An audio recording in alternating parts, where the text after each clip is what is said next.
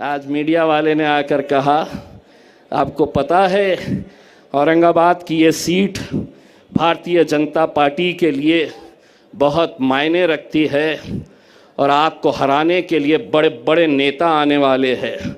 मैंने कहा कौन आने वाला है? तो बोले योगी आने वाला है।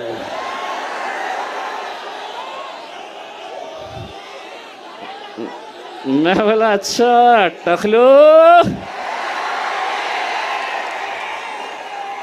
टकलो यहाँ पर भी।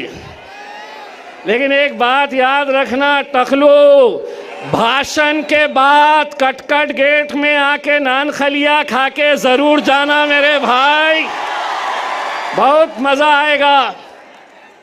जब हमारे हुजूर के खिलाफ, नबी करीम सल्लल्लाहु अलैहि वसल्लम के खिलाफ गुस्ताखी करता है, कोई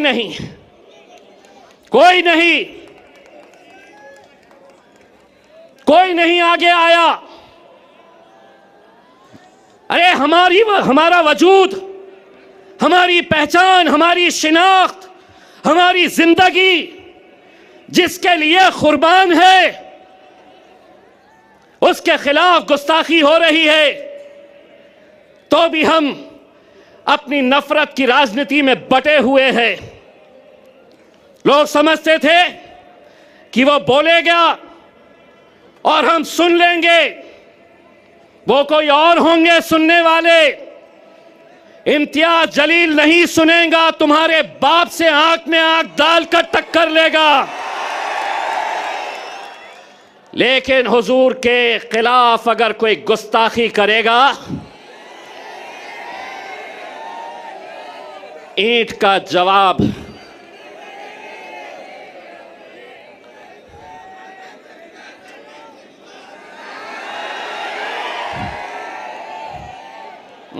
पुलिस वाले देख रहे मेरी तरफ, बोलता क्या पत्थर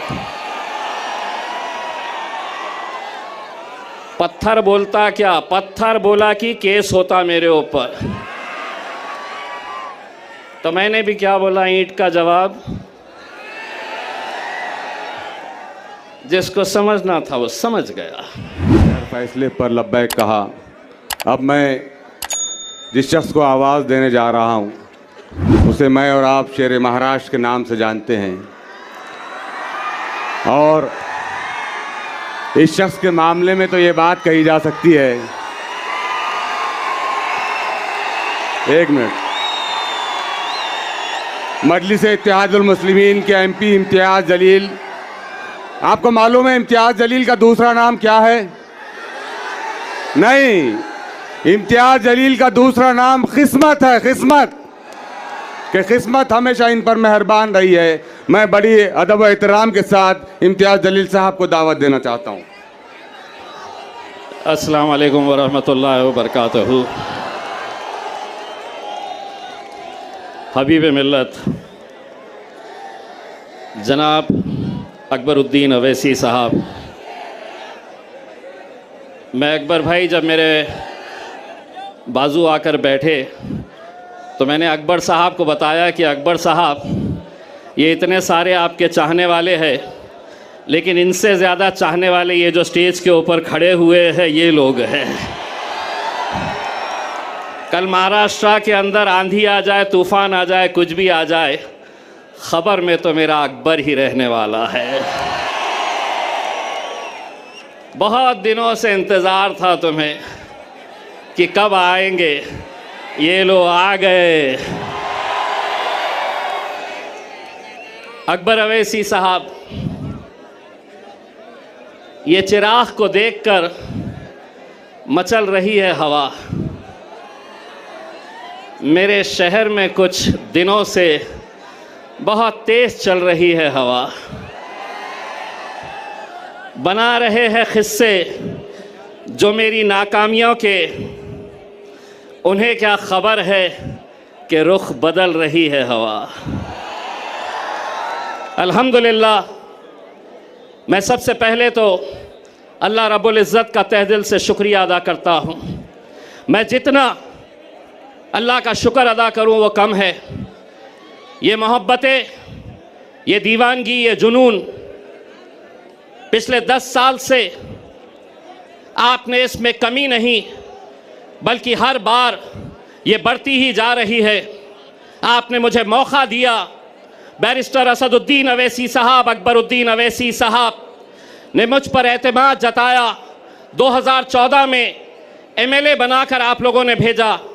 2019 के अंदर जब सारी दुनिया कहती थी कि एमपी बनना आसान नहीं है, लेकिन मेरे ये गयूर मुसलमानों ने, दलितों ने, पिछड़ों ने एक आवाज़ लगाई और अल्हम्दुलिल्लाह आपने पार्लियामेंट के अंदर मुझे भेजा। 2024 में जब हमें नाकामियों का सामना करना पड़ा तो यकीनन आप भी मायूस थे, मुझे भी अफसोस था, लेकिन उसके बावजूद भी मैं ये लेकर आगे बढ़ा कि आज जो भी होता है, अल्लाह जो भी करता है वो बेहतरी के लिए करता है। जो भी फैसला अल्लाह का होता है उसमें उसकी रजामंदी होती है। शायद हो सकता है कि अल्लाह ने वहाँ नाकामयाब किया था तो यहाँ कामयाब करने वाला है। अल्लाह ने ये सोचा होगा कि बैरिस्टर असदुद्दीन अवैसी साहब पार्लियामेंट में अकेले संभाल सकते हैं। असद साहब का वो बयान आज भी मेरे मोबाइल में है, जब असद साहब ने कहा था कि मुझे अफसोस है कि मेरा बाजू इम्तियाज़ जलील मेरे साथ में नहीं है। दोस्तों, मैं आज पूरे यकीन, पूरी जिम्मेदारी, एक सच्चाई के साथ मैं आपको ये बात बताना चाहता हूँ। लोकसभा का इलेक्शन हारने के बाद मैंने असद साहब से कहा था कि असद साहब, मैं 10 साल ये आवाम ने मुझे अपने दिल में बसा कर रखी है, अपने कंधे पर बिठा कर मुझे 10 साल रखी है, अब किसी और को मौका देंगे। लेकिन असद साहब ने मुझसे कहा था कि इम्तियाज़, आज महाराष्ट्र के अंदर जो हालात है, महाराष्ट्र के अंदर जो फिरका परस्ती है, कोई आवाज़ उठाने के लिए तैयार नहीं है। उन्होंने अपना हुक्म दिया कि किसी भी हालत के अंदर तुम्हें महाराष्ट्र की विधानसभा के अंदर जाकर इन लोगों की आवाज़ बनना है और लड़ना है हुकूमत से आंख में आंख डालकर। मेरे कायद का हुक्म सर आंखों पर, लेकिन आप वो साजिशों को भी समझिए कि जो आज एक उम्मीदवार को मजलिस को ख़त्म करने के लिए कैसे कैसे हथकंडे अपनाए जा रहे हैं, क्या साजिशें खेली जा रही है। नासिर सिद्दीकी साहब, जब उनके खिलाफ 2 उम्मीदवार खड़े हुए, राजनीतिक तौर के ऊपर कट्टर दुश्मन, वो एक हो गए, एक प्लेटफॉर्म के ऊपर आ गए और उन्होंने कहा कि अगर हम दोनों लड़ते रहे तो ये जीत जाएगा, मजलिस जीत जाएगी। वो जो इतने इतने हिस्सों में बटे हुए हैं, वो एक हो रहे हैं। जिसका एक अल्लाह, जिसका एक रसूल, हम कैसे बट रहे हैं, हम क्यों बट रहे हैं, कौन बांट रहा है हमें। 28 उम्मीदवार पूरे महाराष्ट्र के अंदर सबसे ज्यादा मुसलमान उम्मीदवार अगर खड़े किए गए तो वो औरंगाबाद की पूर्व सीट से, जहां मजलिस इत्तेहादुल मुस्लिमीन ने मुझे खड़ा किया है, 28 खड़े नहीं हुए, खड़ा किया गया है।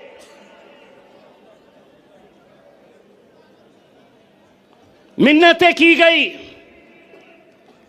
उन्हें समझाने की कि आज हालात क्या है। गाजापुर में हमारे घरों में घुसकर मारा गया, कोई आवाज नहीं, हमने आवाज उठाई। लोकसभा में वक्फ बोर्ड का बिल आया, जिन मुसलमानों ने 2-2 घंटे खड़े रहकर जिन्हें जिताया, वो लोकसभा से बाहर निकल गए। विधान परिषद महाराष्ट्र का पहली मर्तबा 40 सालों में एक भी मुस्लिम एमएलसी, एक भी मुस्लिम विधान परिषद के अंदर नहीं भेजा गया। रामगिरी जब हमारे हुजूर के खिलाफ, नबी करीम सल्लल्लाहु अलैहि वसल्लम के खिलाफ गुस्ताखी करता है, कोई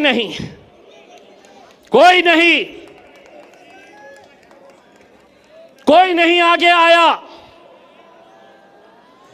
अरे हमारा वजूद, हमारी पहचान, हमारी शिनाख्त, हमारी जिंदगी जिसके लिए कुर्बान है, उसके खिलाफ गुस्ताखी हो रही है, तो भी हम अपनी नफरत की राजनीति में बटे हुए हैं। लोग समझते थे कि वो बोलेगा और हम सुन लेंगे, वो कोई और होंगे सुनने वाले। इम्तियाज जलील नहीं सुनेगा, तुम्हारे बाप से आंख में आंख डालकर टक्कर लेगा। एक आवाज हमने क्या लगाई, अल्हम्दुलिल्लाह पूरा हिंदुस्तान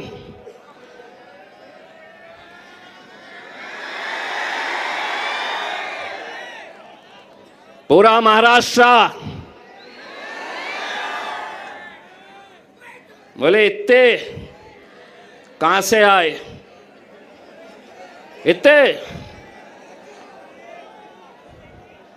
एक पैगाम देने के लिए हम निकले थे और एक बार फिर से कह रहे हैं,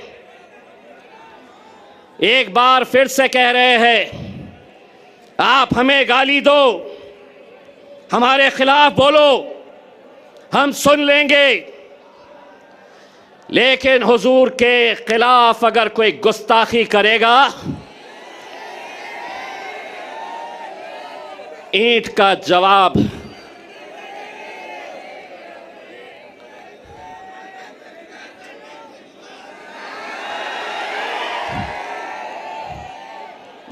पुलिस वाले देख रहे मेरी तरफ, बोलता क्या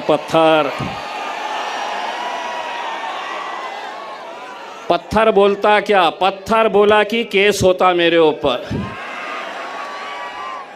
तो मैंने भी क्या बोला, ईंट का जवाब। जिसको समझना था वो समझ गया। हुकूमत को हम एक पैगाम देने के लिए गए थे मेरे भाई।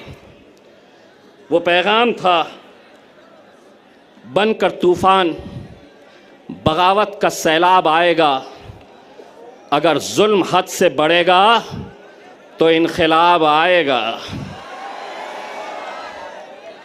मेरे भाई, इस इलेक्शन के अंदर मुझे तो ऐसा लग रहा है कि जितने मुसलमान उम्मीदवार खड़े हुए हैं, उनकी लड़ाई भाजपा से नहीं है, उनकी लड़ाई शिवसेना से नहीं है।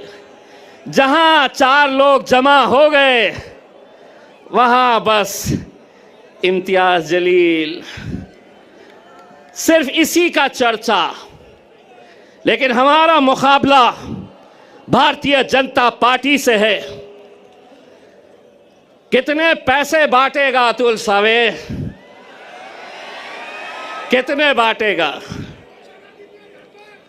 बांट के मुझे दोस्तों,